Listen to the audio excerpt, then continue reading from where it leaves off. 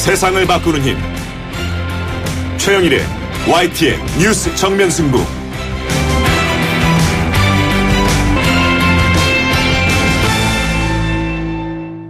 YTN 뉴스 FM 뉴스 정면 승부 3부 시작합니다. 정부가 마련한 내년도 예산안 400조 원이 넘는 규모인데요. 내일 국회에 제출이 되면 비효율적인 부분, 낭비성 예산에 대한 분석이 이루어지게 되고요.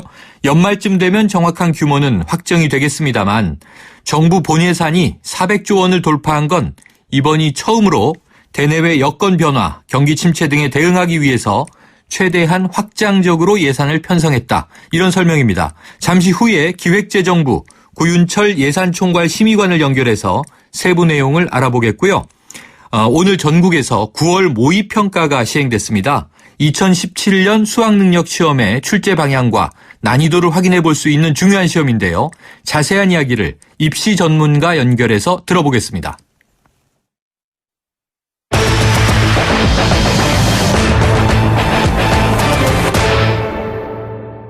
네, 정부가 확정한 내년도 예산 400조가 넘습니다. 자, 어디에 어떻게 쓰겠다는 것인지 자세한 방향을 들어보는 시간 갖겠는데요. 기획재정부의 고윤철 예산총괄 심의관 연결하겠습니다. 자, 고윤철 국장님, 안녕하십니까? 네, 안녕하세요. 네, 이게 사상 첫 400조를 돌파한 예산이더군요. 네. 그런데 정부는 확장이라고 말하고 있는데요. 네. 전문가들은 또 긴축이다 이렇게 평가하고 있어서 네. 이번 예산안의 편성 기조 어떻게 좀 설명 주시겠습니까?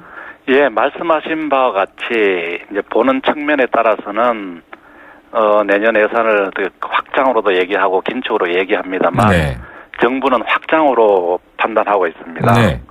그 이유가 첫째는 내년도에 정부가 한 28.7조 원의 대규모 국채를 발행해서 네.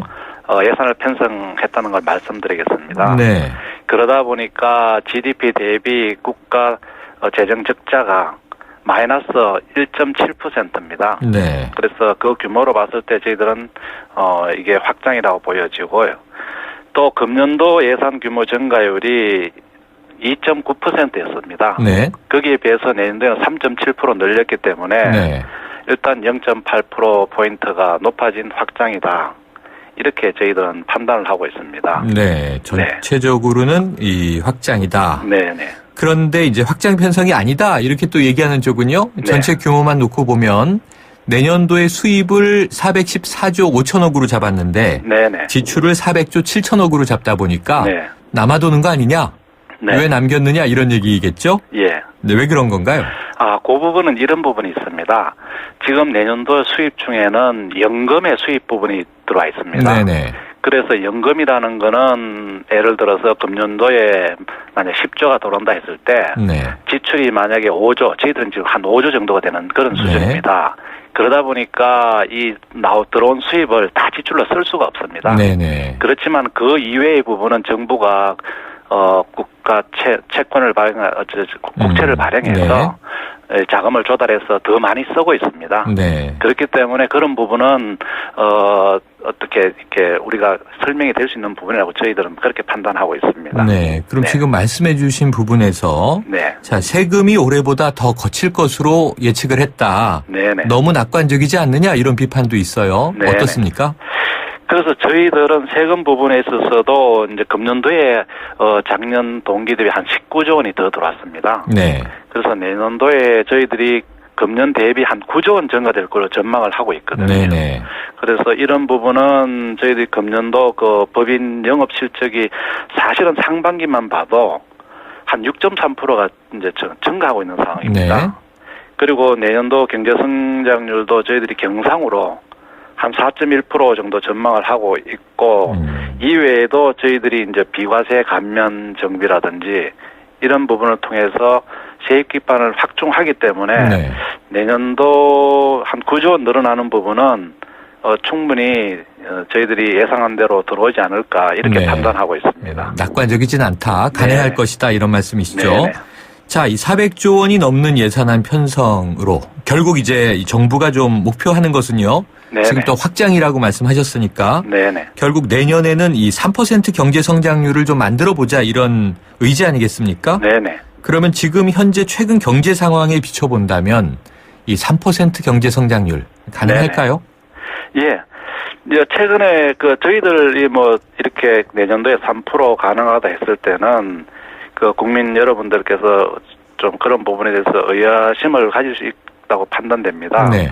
그래서 저희들이 이제 IMF, OECD에서는 어떻게 보냐면 내년도에 저희들 경제 성장률을 3%로 지금 전망을 하고 있습니다. 네. 그래서 그런 공인된 기관에서 3%로 판단하고 있고 저희들도 저희들 내부적으로 판단한 결과 뭐 어떤 세계 경제 성장이 내년에는 금년보다는 조금 어떤 반전 가능성도 있고 네. 또 저희들이 구조개혁, 산업개혁 이런 걸 통해 가지고 우리 경기 흐름을 좀 변화를 시킨다면은 내년도 경제 성장률 3%는 충분히 하지 않을까 네. 이렇게 판단하고 있습니다. 네, 가능하다. 네. 자, 이제 그런 측면에서 결국 또 한 가지 이제 다른 어두운 면을 지적하는 대목이 있습니다. 네네. 이 GDP 대비로 국가 채무 비율이 올해 이제 39.3%인데요. 네네. 내년 예산을 이제 보면 40.4%로 이제 40%를 넘어서게 되는 거죠. 네네. 그러니까 사상 처음으로 이제 GDP 대비 40%가 넘는 국가 부채를 끌어안게 되니까 네네. 이 재정 건전성 문제 나오는데요. 네. 어떻게 보세요?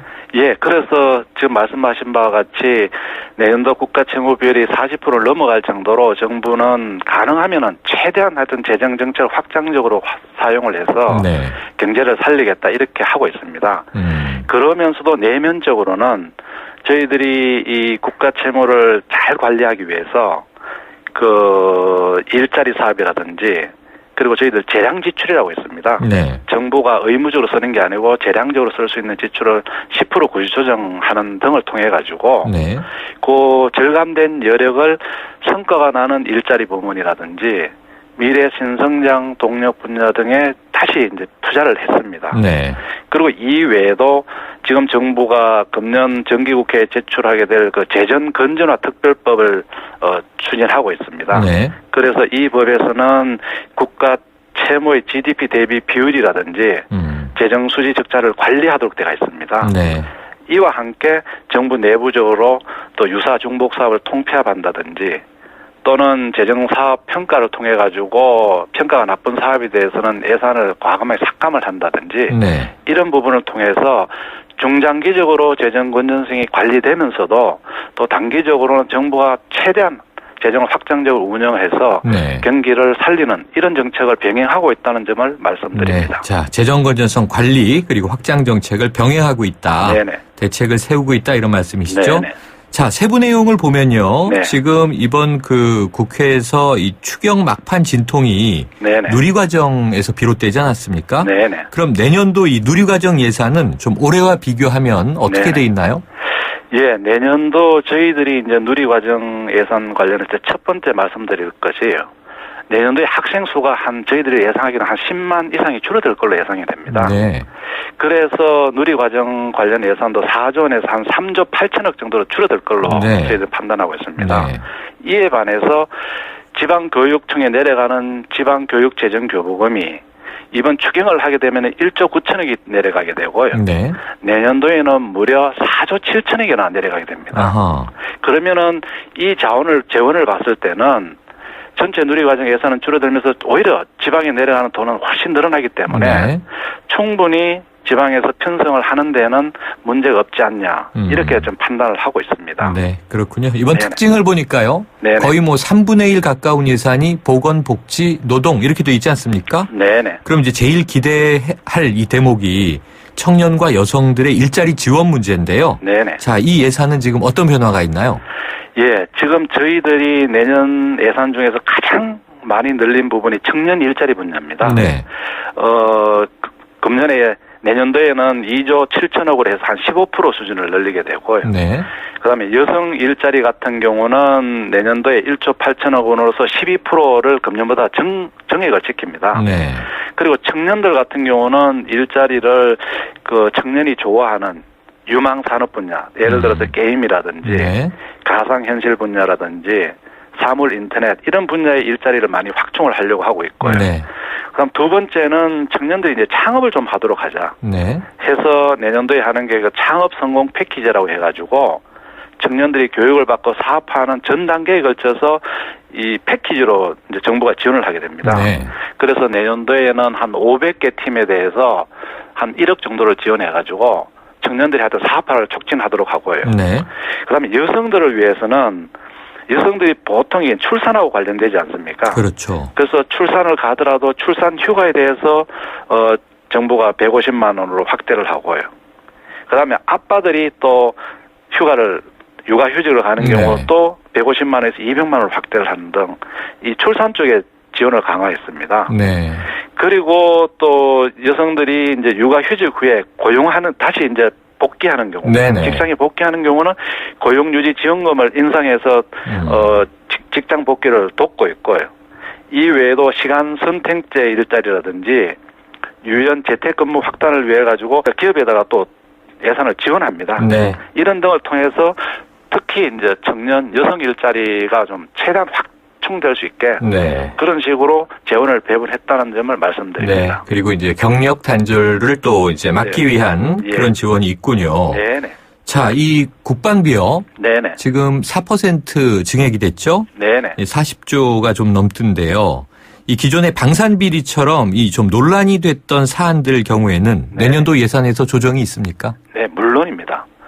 저희들이 그동안에 이제 언론에 난 부분이라든지 뭐 감사 등을 통해 가지고 드러난 그 방산 비리에 대해서는 저희들이 내년도 예산을 대폭 삭감했습니다. 네. 이뿐만이 아니고 이런 어떤 부실한 어떤 방산 그 예산에 대해서는 이제 앞으로 계속 보조금 통합 관리 시스템 이런 걸 통해서 관리도 하고 네. 또 이런 걸 막기 위해서 뭐 검찰이나 또는 방위사업청 자체적으로 네.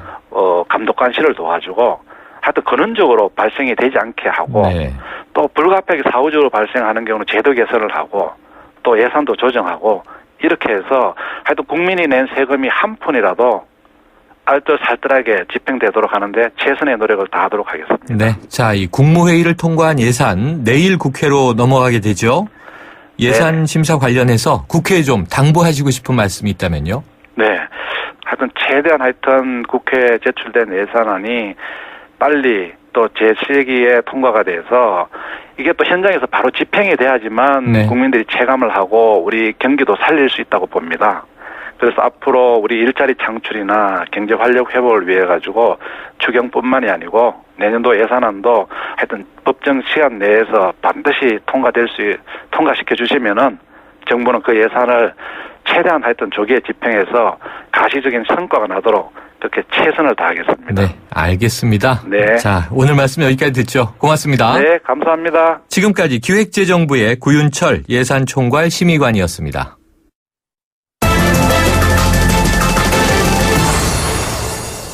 네, 2017년 대학 수학능력 시험을 앞둔 오늘 전국에서 9월 모의평가가 시행이 됐는데요.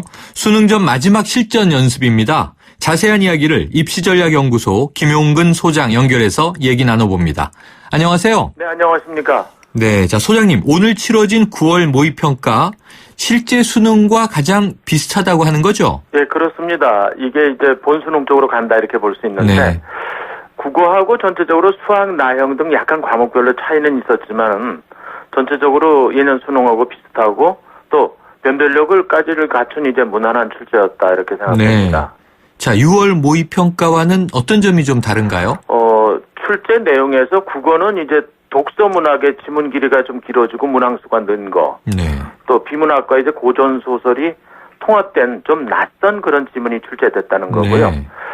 수학의 경우는 지금 가형, 자연계 가형 같은 경우에 중간 난이도 유형의 수준이 의외로 높습니다. 그래서 중위권 학생들이 체감 난이도가 높았던 점. 네. 그리고 영어는 이제 어법과 이제 그 빈칸 추론 문제가 역시 체감 난이도가 높았던 점 이런 걸 들 수 있겠습니다. 네. 자, 그럼 이 오늘 9월 모의고사에 응시한 수험생 수는 어느 정도 규모예요? 이번 수능은 이제 고3생이 52만 명, 네. 졸업생이 8만 5천 명, 그래서 총 한 60만 7천여 명 정도가 응시를 했는데, 네. 이달 27일에 약 이 중에서 그러니까 60만 명을 넘지만은 57만 명 가까운 그런 숫자가 성적표를 받아들 것으로 이제 보여지고 있습니다. 네. 자, 이 수능 출제 기관인 한국교육과정평가원이요. 이번에도 EBS 수능 교재 그리고 강의 이 70% 비율로 연계해서 출제했다 이렇게 밝혔는데요. 네네. 특히 어떤 과목에서 좀 가장 많이 출제됐다고 보세요? 출제 기관인 평가원은 늘 이제 70% 이상을 목표하고 있고 네네. 또 실제 그렇게 출제가 되고 있습니다. 네.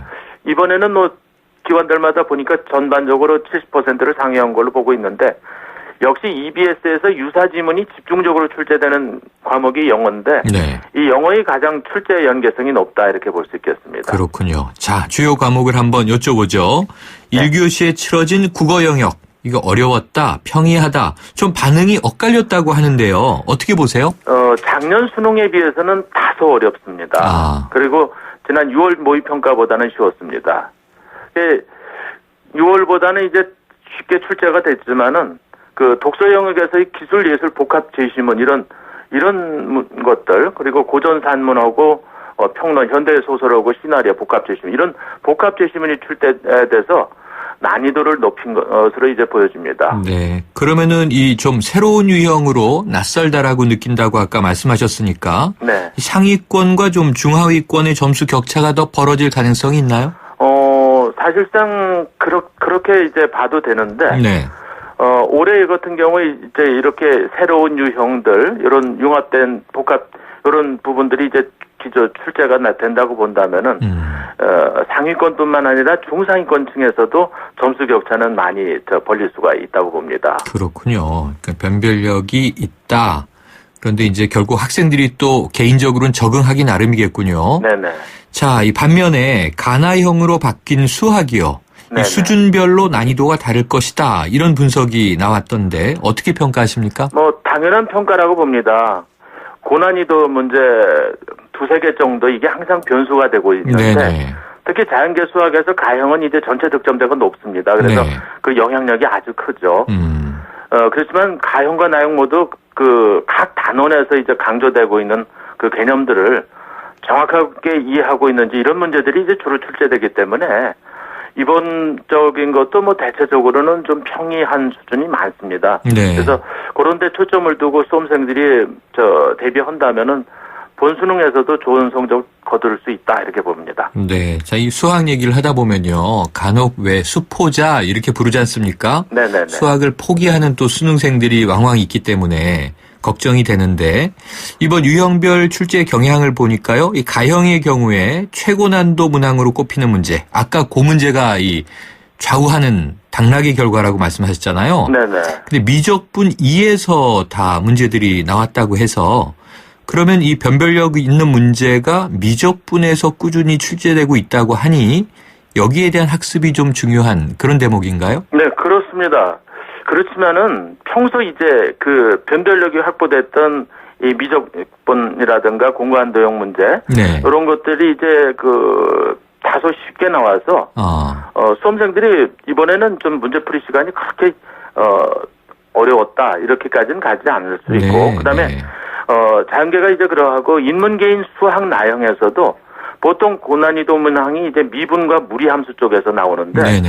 이것만 이제 잘 대비한다면 좋은 결과 역시 있겠다 이런 네. 거지. 그리고 수포라는 것은 사실 자연계는 물론이지만은 인문계 학생들도 특히 정시까지를 겨냥하는 학생들 입장에서는 이제 경상계열 쪽 갔다 하면은 수학의 비중이 상당히 높습니다. 네네. 의외로 인문계에서도 그래서 절대로 포기해서는 안 될 그런 부분입니다. 네, 아직 시간이 남아 있고요. 절대로 포기해서는 안 된다 말씀 주셨고 그리고 이제 인문계의 경우 이게 나형의 경우에는 이 미적분과 무리함수 이 부분을 네. 좀 주목해 봐야 미분과 될. 무리함수 쪽입니다. 네. 예. 자, 영어 영역은요. 지난해 수능과 이전 6월 모의평가보다 쉽다라는 이 중론인데요. 네, 그렇습니다. 작년 수능이나 지난 6월 평가가 이제 두 단위가 이제 서로 그 점수대가 비슷했거든요. 네. 이번에는 뭐 한두 점 정도는 쉽게 출제가 됩니다. 그래서 출제가 돼서 쉽습니다. 다소. 그렇게 이제 평가가 되고 있습니다. 그리고 EBS 그 수능 교재라든가 이제 강의 연계 비율이 굉장히 좀 학생들이 느끼는 체감도가 좀 높을 겁니다. 네, 그렇군요. 자, 이 9월 모의평가 후에 이 수시와 정시 지원 방향을 결정하는 게 중요할 텐데, 자, 수시와 정시 각각 어떤 전략 필요하다고 보세요? 일단은 모든 수험생이 그 전체 집단의 이제 70% 정도를 이제 수시에서 모집을 하고, 네. 또 정시에서는 수시 미등록자를 한다 하더라도 40%를 넘지 않습니다. 네. 그래서 수시는 일단 모두가 지원해서 합격을 도모하고 안 됐을 때 정시까지 간다라는 그런 마음을 모든 수험생들이 좀 가져줬으면 합니다. 네. 자, 1순위는 수시, 그리고 2순위 정시. 네네. 이렇게 해서 60대 40 정도 이제 비율을 말씀해 주셨습니다. 정말 뭐 마지막으로 준비를 열심히 해야 될 타이밍일 텐데. 자, 그럼 이제 11월 수능이 목전에 다가와 있지 않습니까? 네네. 이번 9월의 모의평가를 좀 어떻게 활용해야 좋을까요? 지금 현 단계에서 대부분 학생들이 수시에서 본인들이 최대로 갈 수 있는 3개의 전형 유형 속에서 대개 이제 설정을 했을 겁니다. 그런데 우선은 그 수시에서 대학에서 이제 전형별로 설정하고 있는 수능의 최저 등급을 이번 9월 모평 시험의 등급을 가지고 맞출 수 있는지를 판단하는 것이 아주 중요하고, 네. 그다음에 특히 자연계 학생들 같은 경우는 수학과 과학 성적을 판단해가지고 논술에 지원해야 되는지 그런 여부를 최종적으로 판가름하는 거. 그래서 네. 이번 9월 이 모의평가는 모의평가에 그치는 것이 아니고 올해 입시에 이 성패를 가를 수 있는 그러한 기본을 본인이 설정하는데 최고의 자료로서 활용해야 된다 봅니다. 아, 소장님 지금 말씀을 해 주셔서 언뜻 생각이 났는데요. 네. 그럼 지금 올해 이 대학 수능에서 그 논술은 대학별로 어떻게 적용되고 있나요? 예, 수시에서 이제 그 논술을 치르는 대학이 28개 대학이 되고 있는데, 네.